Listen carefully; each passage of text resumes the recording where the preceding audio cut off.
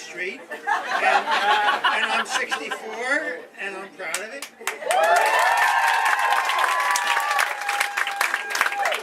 And when I put my name in the bucket, I really didn't know all the rules.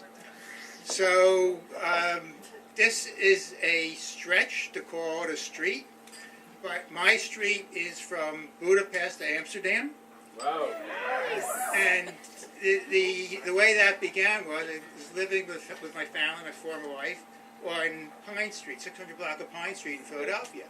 But she has a father who had lived in Hungary, and her father hadn't seen his brother, who still lived in Hungary, since the war, for about 30 years. This was in the early 70s.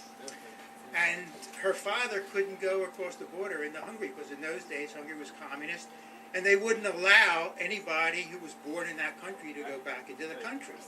But since my former wife and I were not born there, we could go and visit her uncle.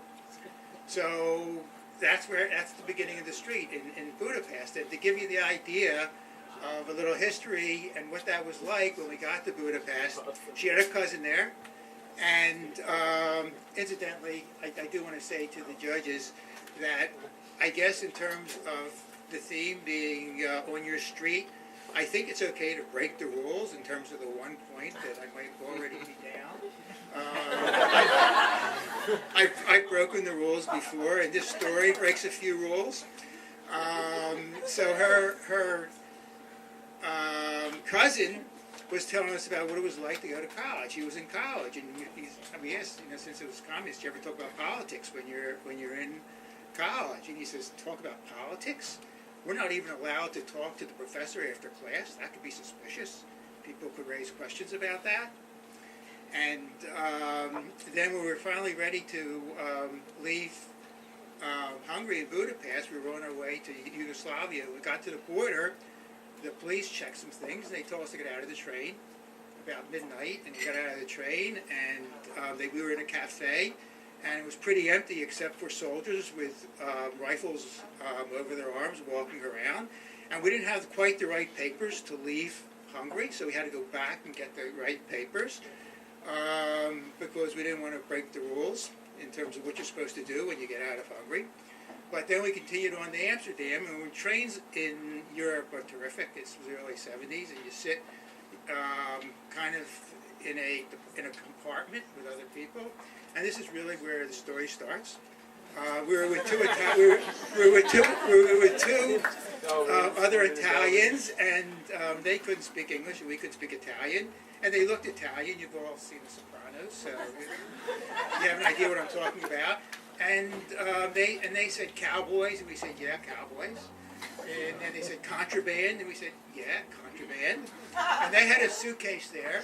And then while we were in Italy, one of them stepped out. He was the guard. And the other one opened the suitcase. It was full of cigarettes. And he took out a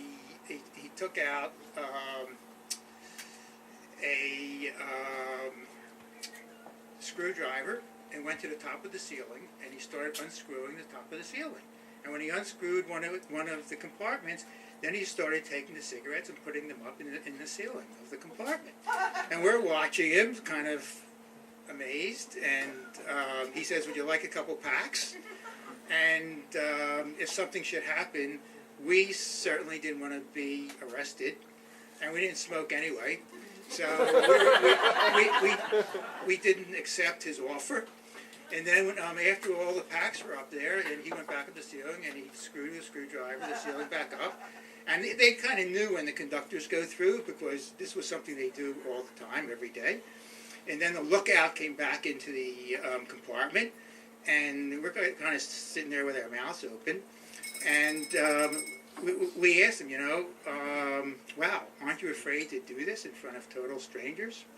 And first of all, what they told us was they get out before the Switzerland border, and then their buddies get on after the border and take the cigarettes out. And that's the way they smuggle the cigarettes from one country to another, and they do this all the time. So we asked them, aren't you... so anyway, first of all, it's another example of somebody breaking the rules a little bit. So we asked them, aren't you afraid to do this in front of total strangers? And we were kind of surprised, and there's some interpretation as to what this means, but they said, and this is what they said, that we would do it in front of any strangers except if they were of German nationality. That was their impression of the culture in Germany at that time. And then we just went on and finished our trip to Amsterdam. But that was the highlight.